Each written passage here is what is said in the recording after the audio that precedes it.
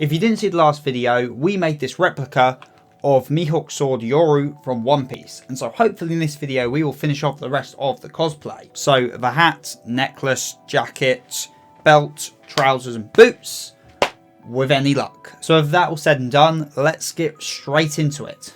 For the dagger, I'm borrowing the template of a guy called Mihawk Cosplay. Thanks man, it saved me from making one for myself. And like you do with templates, I printed this bad boy off.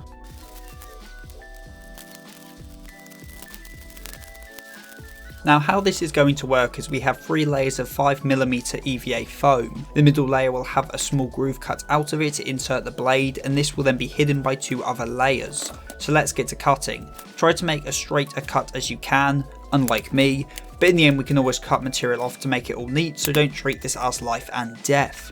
As said, we're going to cut a thin groove out of one piece, which will be the insert for our blade. Lather up the foam pieces in contact cement and leave them to the side to get tacky as we focus on our blade. I used the same cardstock I used for Yoru's blade and cut out 2 bladed pieces, then cut a nice piece of wire to go inside. Now I use gardening wire, but you could probably get away with armature wire or even a paper clip if you're stressed for materials. Stick the wire along the long side of one paper blade and then stick the other one down on top. The wire's thickness should make one end thicker than the other, giving us this nice bevel on our blade. You can add some hot glue on top to smooth it out if you didn't get your blades completely flushed with the cardstock. Now stick your full foam layer to your one with the groove and insert the wire of the blade into the groove, sticking it down too. Lather up this exposed side in adhesive and then stick the final layer on top to sandwich the blade nice and tight in between. If it's not all perfectly lined up and even, then just cut it to shape. I mainly use my craft knife, but scissors can be good for getting consistent cuts over larger areas. Just do what you got to do to get it looking roughly even. Big emphasis on the roughly.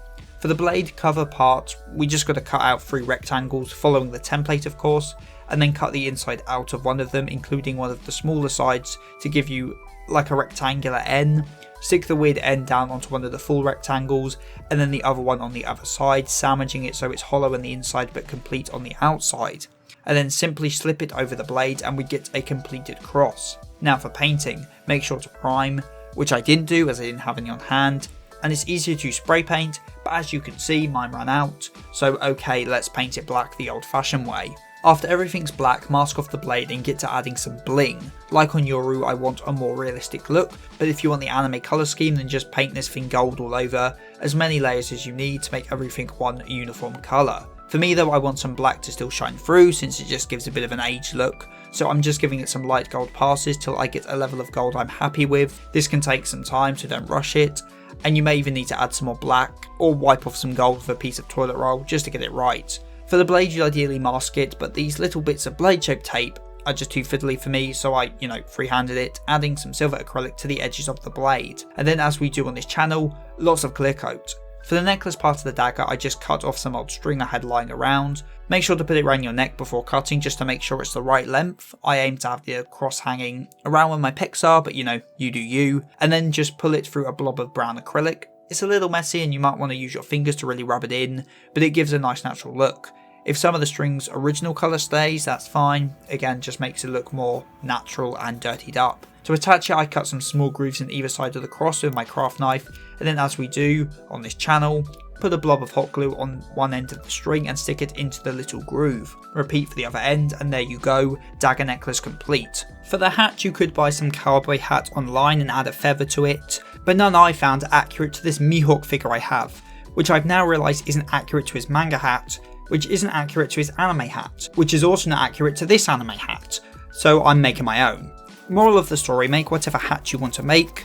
For me that's the one this figure is wearing since it looks like his hat in his introductory scene in the anime, and I like that it's got some curve to it and isn't just flat. So I took a picture of said figure's hat, pulled it up on GIMP, cut out the centre and woo-la-la, a template. Export it as a PDF and then upload said PDF to Adobe Acrobat so we can print as a poster. Head sizes vary a lot, so I'd measure your head first before choosing a scale. Remember, A4 pages are roughly 21 by 30 centimeters, so just measure how big you want it to be, rounding to the nearest A4 page, and keep choosing sizes till it matches up.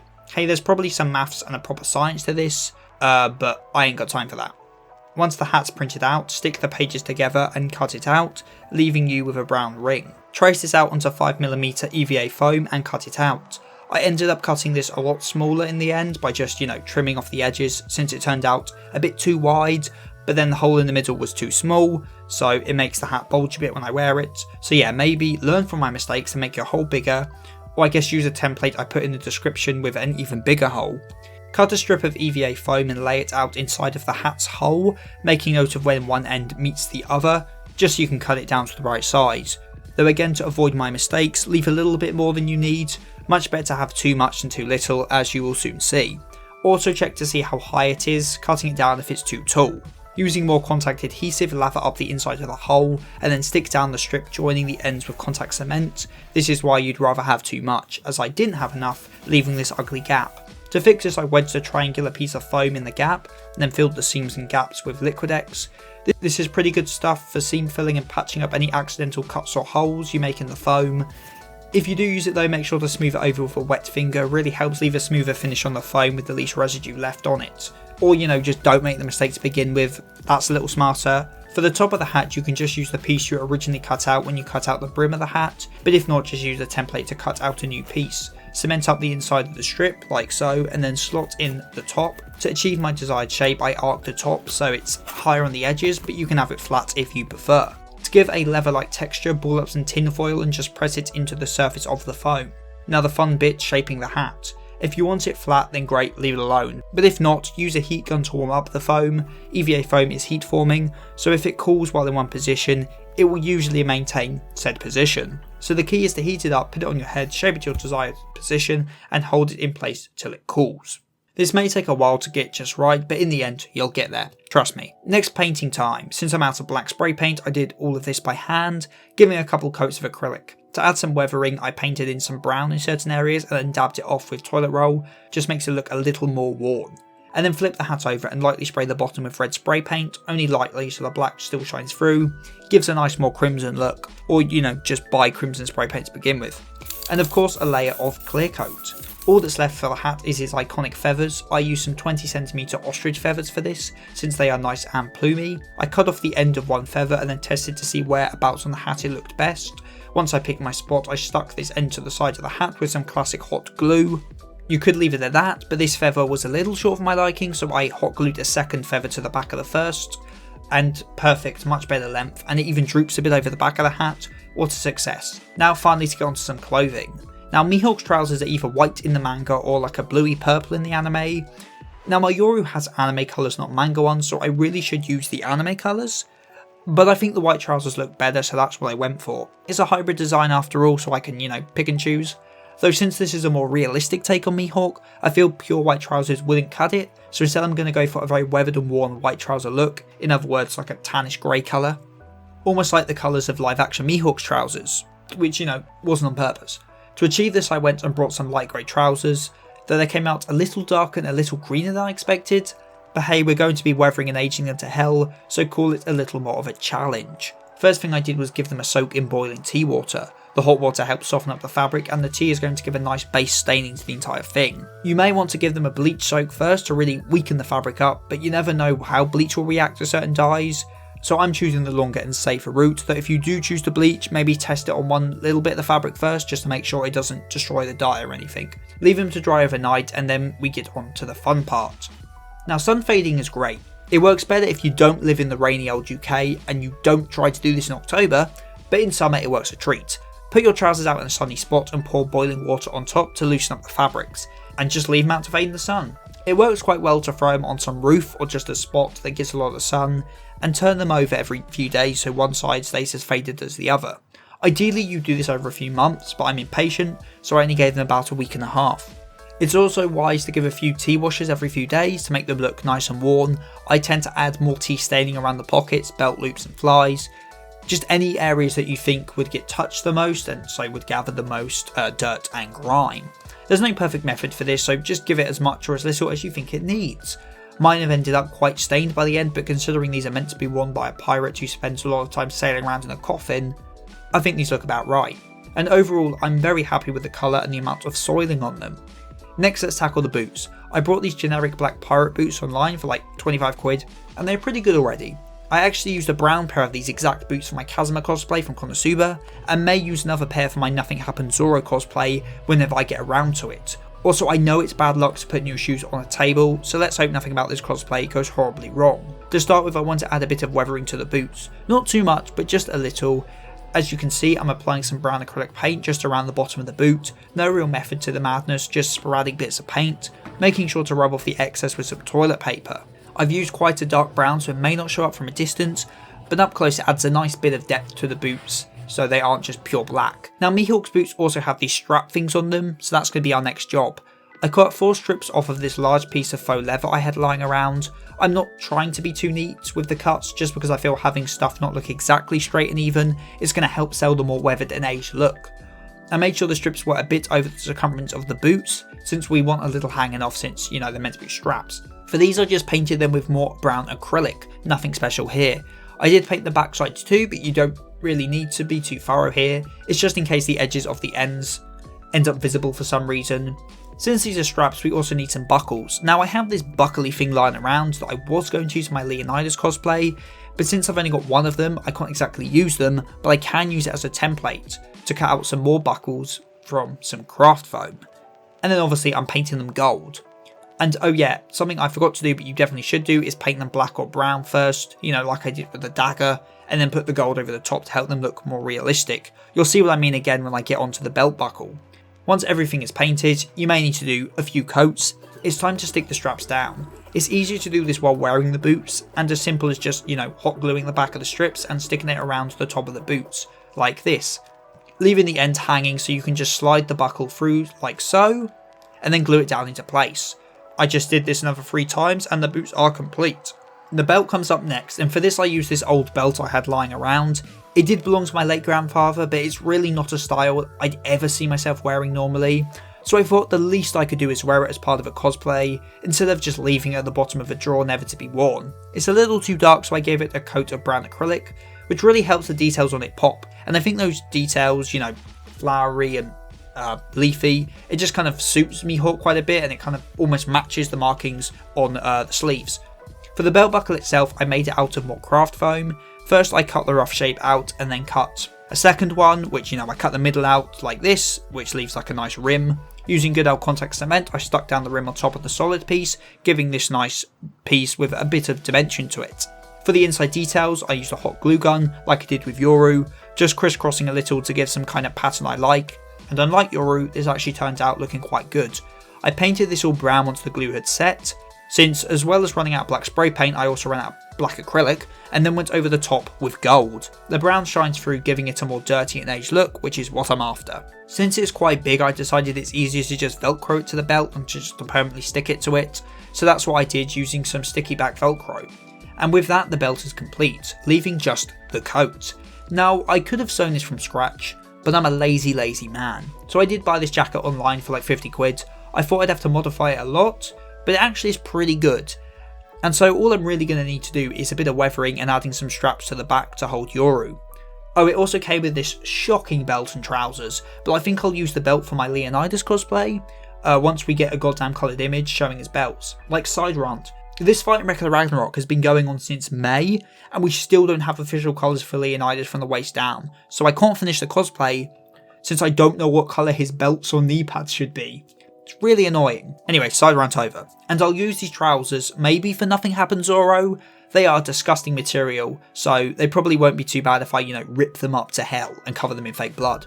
To start weathering the coat, I wanted to make the bottoms a little dirty since it's almost dragging on the floor and it's probably going to pick up some dirt and mud and stuff. For this, we used, yet again, the brown acrylic, just sporadically attacking the bottom of the coat with the paintbrush to stimulate mud stains. I did the same on both sides, but it shows up a lot better on the inside than the outside.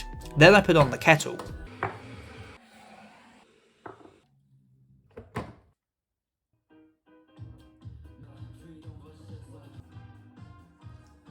For the sleeves and the collar, I did some classic tea staining, just pressing a wet tea bag into the fabric and then pouring the tea water onto it, letting it soak in. It didn't work very well on this fabric. I'd probably need to give it a few hot washes first to really, you know, break it down a bit so it would absorb the stain a bit more. But there is a real subtle staining there, so just trust me.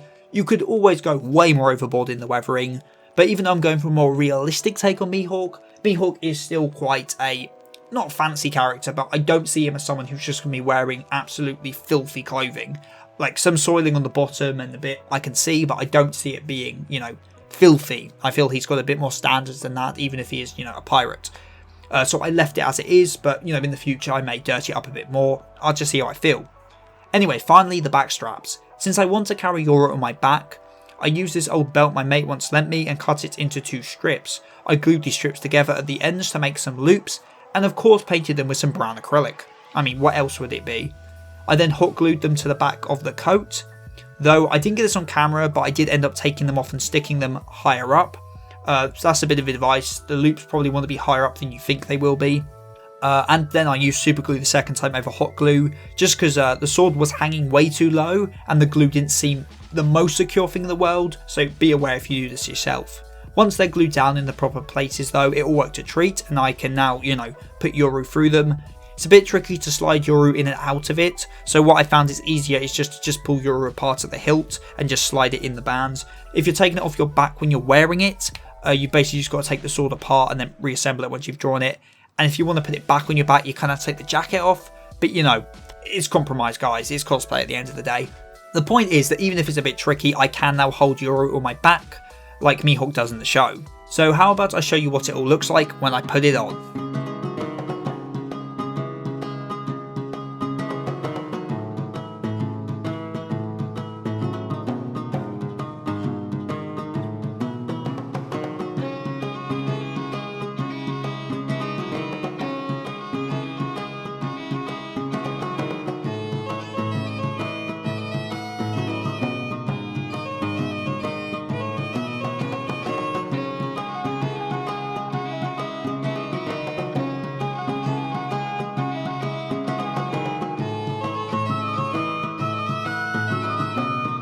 And so that is the Mihawk cosplay done. I'm really happy with how this has turned out. If you're trying to use this as a tutorial, I hope some of the stuff I did and some of the stuff I did wrong are quite helpful with you constructing your own cosplays. I wouldn't go as far as to call this a tutorial, but even so, I hope you learned something from this, at least of, you know, my build process and of all the mistakes I made along the way. Yeah, so I'm pretty happy with this Mihawk cosplay. I may weather this jacket up a bit more, I'm tempted, and I may even modify it a little bit more, and I might add some new cuffs on it, some more strapping and stuff like that, just to, you know, make it feel, you know, a bit more realistic. I don't know. If I do, I might film it, might not, we will see. In terms of what's next with this cosplay, in terms of the channel, I will probably try and get down to the coast to release some kind of sandy body of water at some point to get some photos taken, so we might do a little vlog for that or something, we will see. And I am planning to wear this to MegaCon London in January, so if any of you happen to be going to the con, say hello. And I will probably be entering the masquerade as Mihawk, we'll see. The masquerade there is quite nice, where you only need to have, it's only a 50% made of your cosplay can get into the masquerade, and I'd say this is at least 50% handmade, a lot of modifying going on, but I wouldn't say, so I think I meet the requirements, so I should be doing that. But with that all said, I think that is about all for this video, all for Mihawk. If you've got any comments on anything I did or it was unclear in the video, just, you know, comment down below. If you have any tips on doing anything I did better or easier, again, comment, I can learn from it, and obviously anyone who's watching this video to make a Mihawk cosplay of their own may want to learn your tips as well. So again, with that all said and done, I have been Seph the Sink Cosplay. Your cosplays are probably better than mine, and I am signing off. Stay safe, everyone.